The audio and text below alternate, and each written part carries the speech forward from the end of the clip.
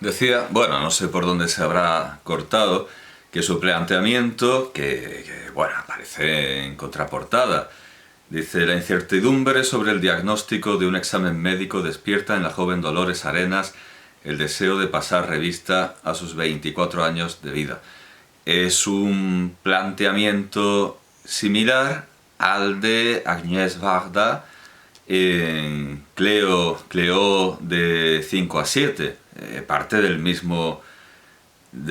planteamiento, el diagnóstico de un examen médico eh, que le salta a los ojos le salta a la vida, se le interpone en mitad de la vida a una joven mujer, aunque, bueno, el subtítulo comercial que se pone a la novela, no sé si vendrá de Josefina Molina, es Historia de una mujer atrapada en un tiempo que no es el suyo. Bueno, en Mi querida señorita de Jaime de Armiñán tenemos a una mujer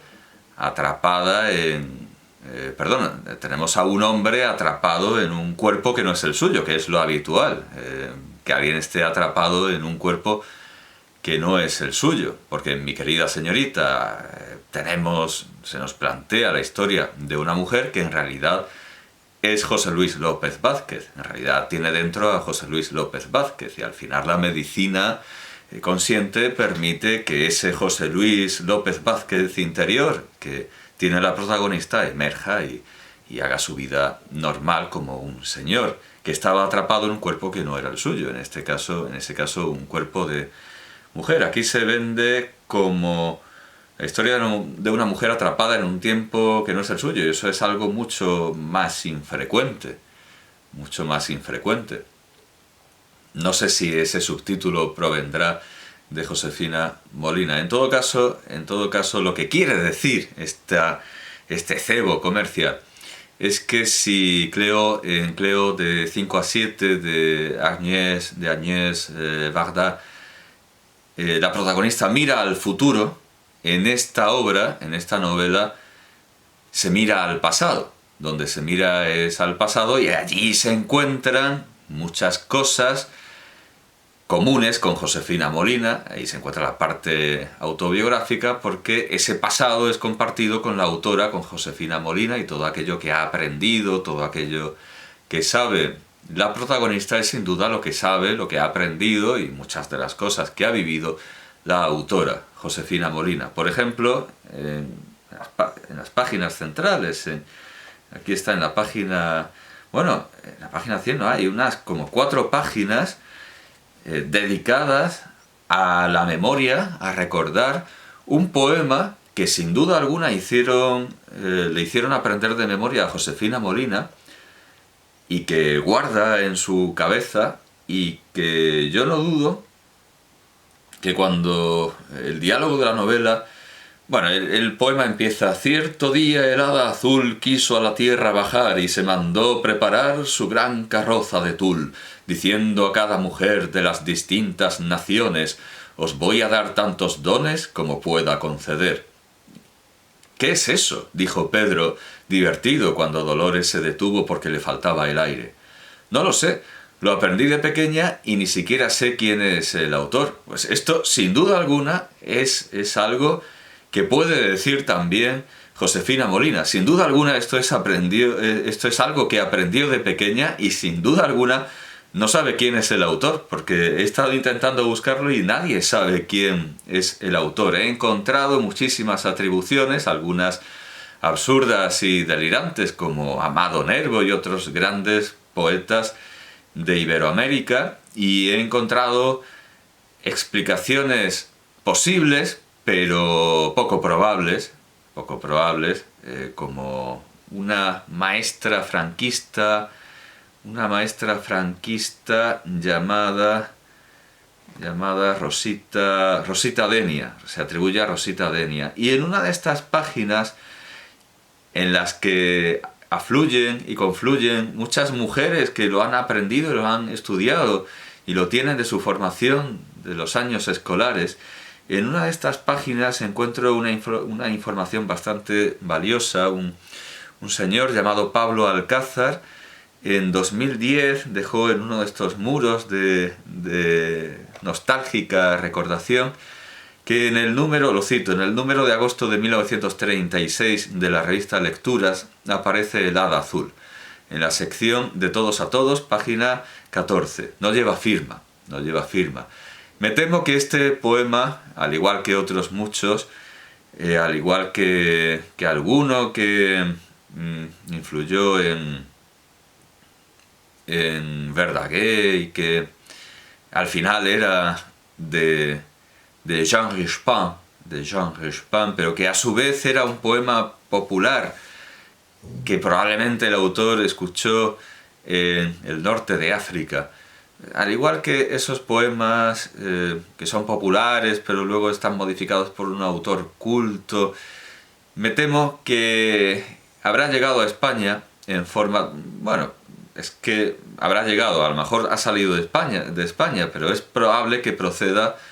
de publicaciones hispanoamericanas, de publicaciones sudamericanas, de alguna publicación de Allende los mares.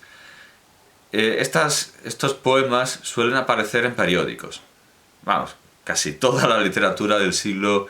XIX y del siglo XX de una u otra manera aparece en periódicos, fragmentaria o íntegramente. Y aparecen en periódicos con unas iniciales como firma, o directamente sin firma. Y estoy recordando precisamente que uno de estos poemas de esa línea que estuve estudiando, un caso concreto sobre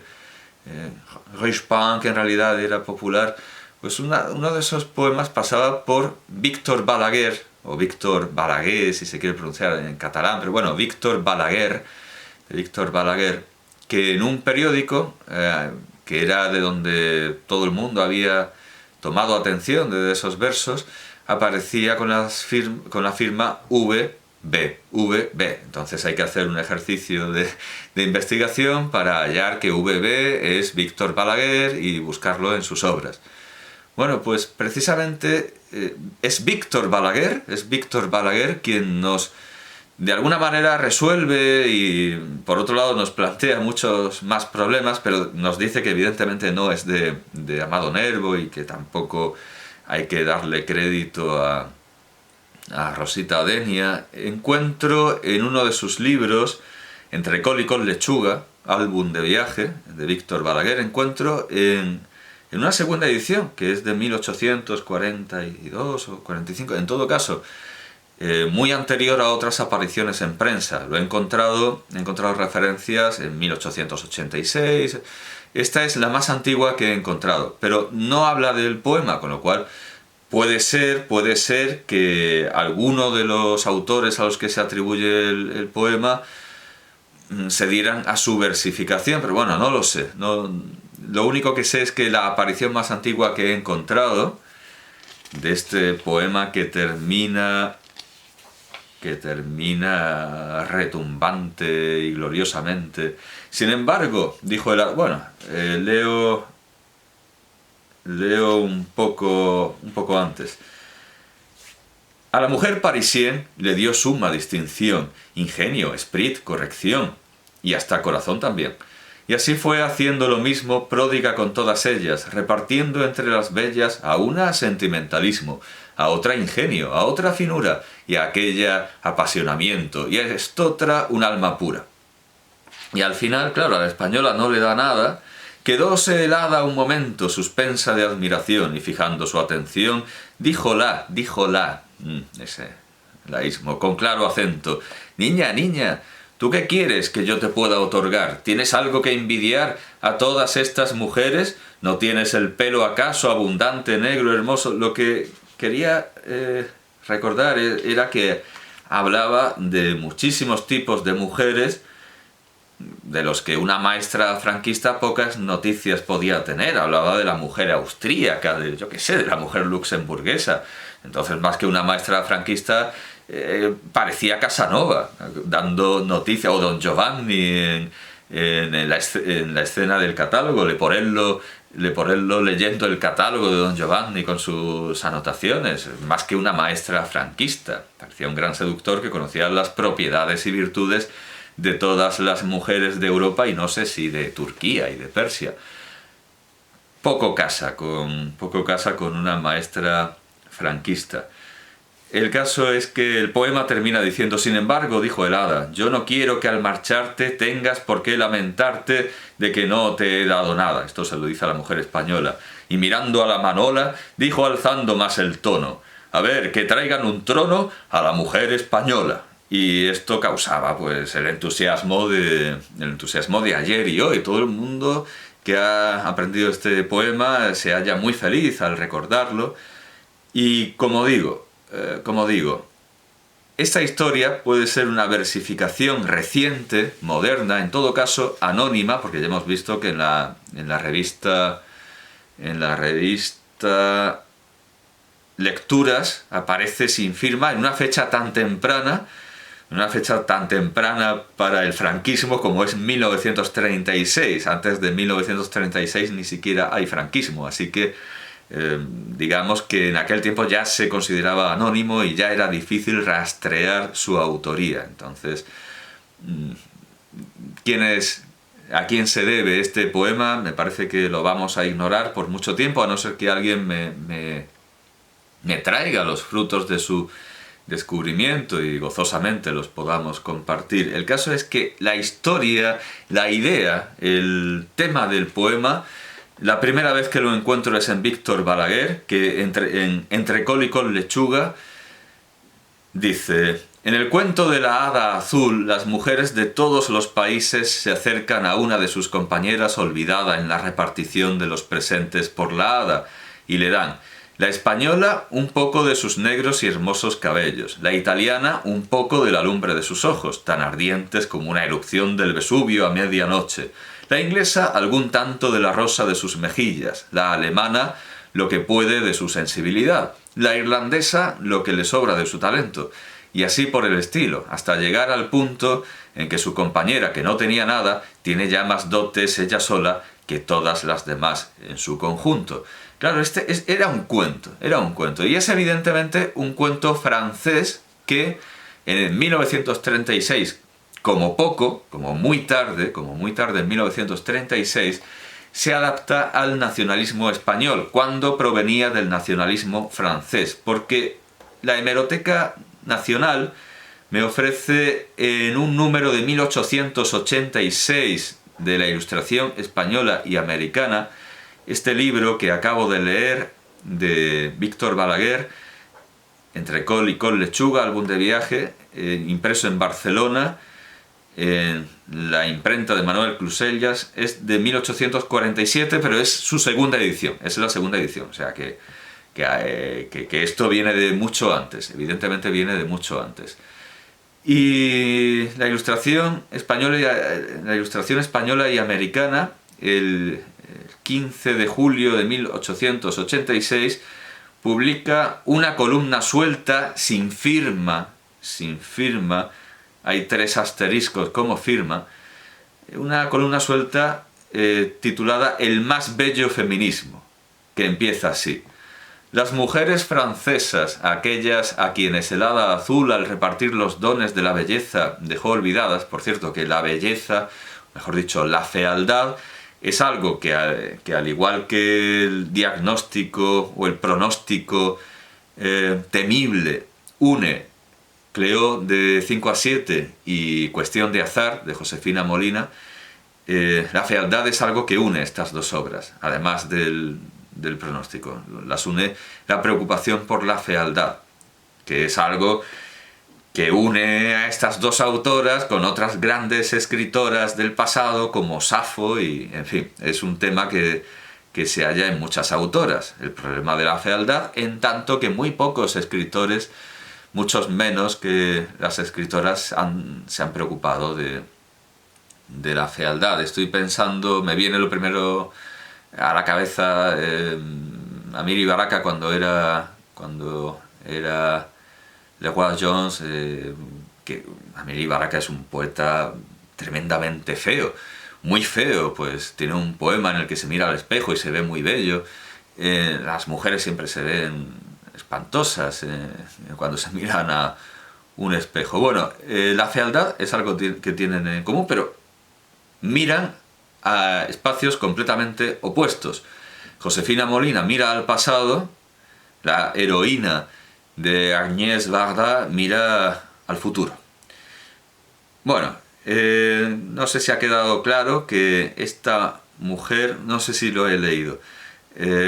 lo termino de leer. Las mujeres francesas, aquellas a quien, sí, lo dice desde el principio, que esa mujer de la que habla Víctor Balaguer,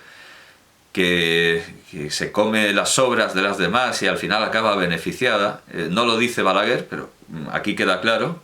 que este cuento, no un poema, era un cuento, este cuento es un cuento nacionalista francés, o racista francés si se quiere, y la heroína, la que sale bien parada, no es la española, como en el poema recordado por Josefina Molina, sino la mujer francesa. Las mujeres francesas, aquellas a quienes el hada azul, al repartir los dones de la belleza, dejó olvidadas, y luego compensó el olvido entregándolas, es el aísmo otra vez, entregándolas un poco de cada cosa otorgada a las demás mujeres del mundo. Las mujeres francesas, a quienes nadie disputa el trono del esprit y el arte de agradar, se reúnen en imponente asociación, no para luchar contra el hombre, eso dice lo del bello feminismo, no para luchar contra el hombre ni para recabar derechos individuales, sino para embellecer las ciudades, adornar sus calles y paseos con jardines y aprovechar todo el terreno disponible en pro de la belleza y de la higiene. Es decir, que el más bello feminismo es que se reúnan las mujeres y que limpien algo. El más bello feminismo es el de que limpien algo. Es como aquello de... ¿sabes que van a mandar una mujer a la luna? Bueno, ¿y para qué? Pues para que limpie algo. Pues eso, esa es la idea que aparece en esta columna sin firma, el más bello feminismo, que es capaz de haber sido escrita por una mujer, porque claro, el cuento, aunque lo conoce Balaguer, pues es algo que se transmite mucho más en la educación femenina, en esa educación separada, esas escuelas solo de niñas. El poema que recuerda a Josefina Molina, pues era un grandísimo éxito, sin duda alguna. En cuanto a lo de la higiene de las mujeres francesas, una dama aristocrática española nos contaba que estudió en un colegio de damas francesas, en Francia, en un colegio de damas aristocráticas, y que había una especie de vale, una especie de certificado de salvoconducto para ducharse, un papel que daba el derecho a ducharse una vez a la semana. Ese privilegio solo se podía tener una vez a la semana porque cada alumna recibía uno cada semana. Y me contó que ella lo cambiaba a otras damas nobles por otra serie de privilegios, por postres, y se duchaba cada día. Así que lo de la higiene de las damas francesas, al menos en aquellos tiempos, es algo harto relativo como mérito nacional. Pero ya he dicho que los méritos nacionales, sean los que sean, han de ser evitados en nuestro pensamiento, aunque sean chuscos como este. Hay que evitar el orgullo del catalanismo, el orgullo del andalucismo, el orgullo de ser español, incluso frente a esta guarredumbre gala, que es algo, ya lo digo, individual y personal, que coincidía en que había ahí una especie de movimiento espiritual en ese colegio en contra de la ducha. Pero no se pueden hacer generalizaciones, de ningún modo, ni para sentirse orgulloso, ni para censurar a otras naciones, más allá de lo chistoso y anecdótico que tiene su muy limitado lugar. Bueno, pues lo siento mucho, doña Josefina Molina, lo siento mucho, pero no sé quién es el autor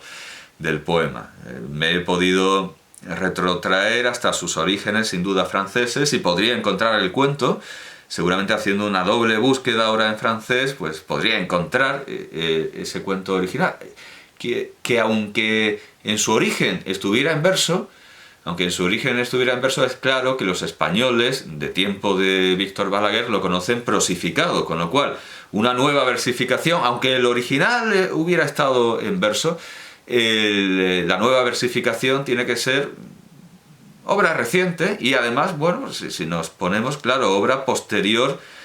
al final del siglo XIX, porque ya vemos que en 1886 de lo que se habla es de un cuento, también en 1900 hay otros ejemplos, de un cuento y no de un poema.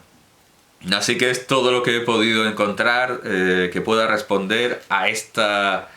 afirmación de un personaje que en realidad es una afirmación de la autora. Yo no dudo en absoluto de que Josefina Molina, la directora, se lo aprendió, se lo hicieron aprender en el colegio y lo tiene con mucho agrado en su cabeza, pero no sabe de dónde viene, no sabe de dónde ha salido y lamento decir que yo tampoco. Bueno, hemos visto la biografía personal, que históricamente viene primero, y su biografía artística, pero al hablar de la biografía artística nos hemos saltado a hablar de la obra. He enseñado los dibujos de Squillace, que es una obra enormemente pictórica. Y claro, cuando hablamos de los dibujos, el storyboard, que así se llama con ese anglicismo,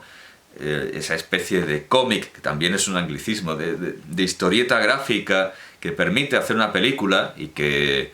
Eisenstein los tenía grandiosos y gloriosos y que Chaplin no los tenía, porque hacía las películas sin guión, y Fellini sacaba muchas ideas caóticas de su libro de sueños, igualmente caótico. Casi todos los directores, con estas excepciones que siempre existen, han necesitado de una historieta gráfica como esta de Javier Artiñano, pero la historieta gráfica de Squillace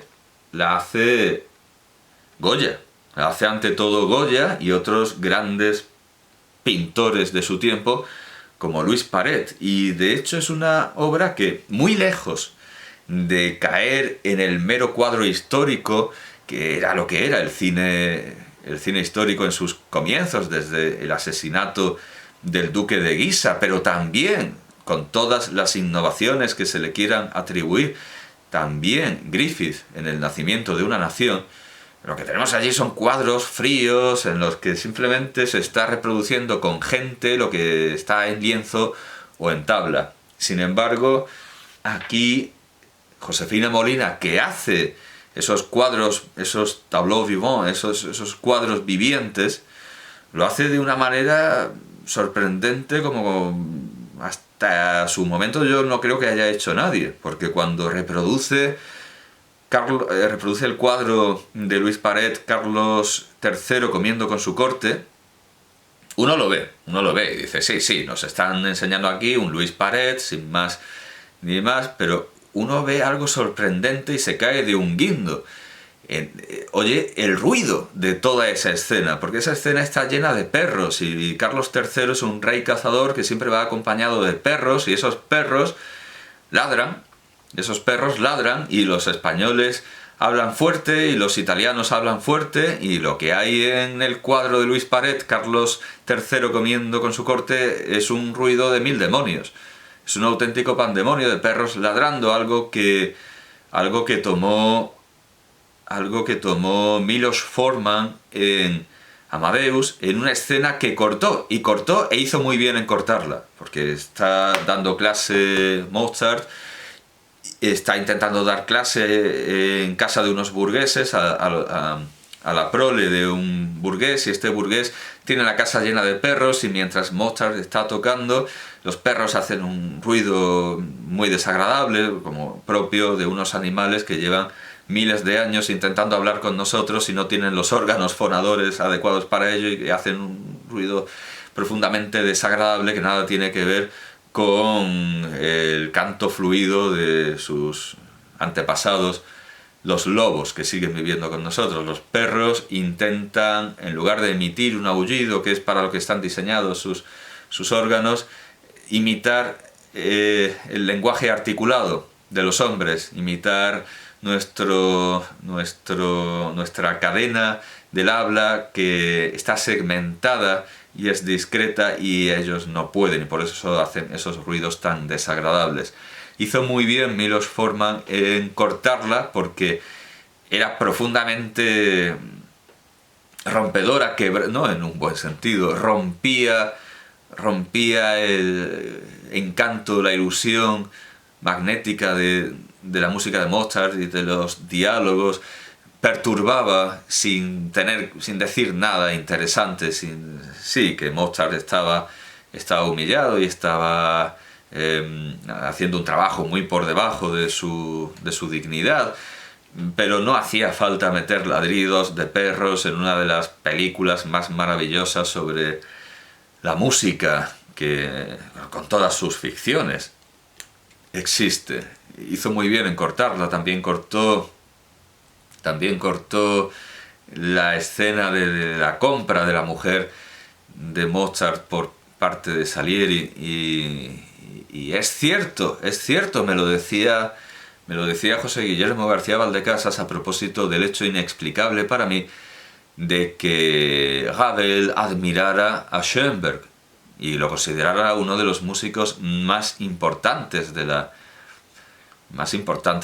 el músico que más le seducía y que más le importaba e interesaba de su tiempo. Esto lo dice en una entrevista en ABC, Ravel. E inmediatamente José Guillermo García Valdecasas encontró la solución con una ligereza asombrosa y con una rapidez mental asombrosa. Mozart tiene una carta en la que dice que, creo que son perros, no son perros, un afilador o alguien parecido, y un corneta, instrumentos completamente alejados y que no tienen ninguna afinidad, completamente disonantes, y un aparato que hacía ruido le resultaba armónicamente muy atrayente, muy atractivo. Estamos hablando, no recuerdo ahora bien de qué, pero eran dos ruidos. También se habla de un organillero, de un instrumentista mecánico semejante que tocaba una melodía de Mozart, y a Mozart le hizo gracia. Pero este caso es más relevante. A los que saben música de verdad, lo que no han oído nunca les parece interesante y les parece atractivo, aunque no se haya oído nunca por buenas razones. Entonces, el ladrido de los perros podría ser interesante para el espectador Mozart, una persona con un oído más que absoluto y unos conocimientos musicales que están casi por encima de lo humano. Pero es demasiado arriesgado escuchar esos ruidos disonantes a un espectador mortal, no divino como Mozart, y rompería la historia que nos estaba contando. Esos perros, también disonantes, como siempre lo son los perros, en la película de Josefina Molina, por contra, lo que hacen es convertir esa figura del cuadro viviente en verdaderamente viviente. Nos enseña la realidad que está detrás del cuadro de Luis Paret, y es una realidad pues sorprendente, disonante, y que si no llega ella, si no viene ella y nos lo enseña, a mí personalmente no se me habría ocurrido nunca en la vida, no se me habría ocurrido al ver ese cuadro medianamente oscuro, una escena serena, no se me habría ocurrido compaginarlo con esa imagen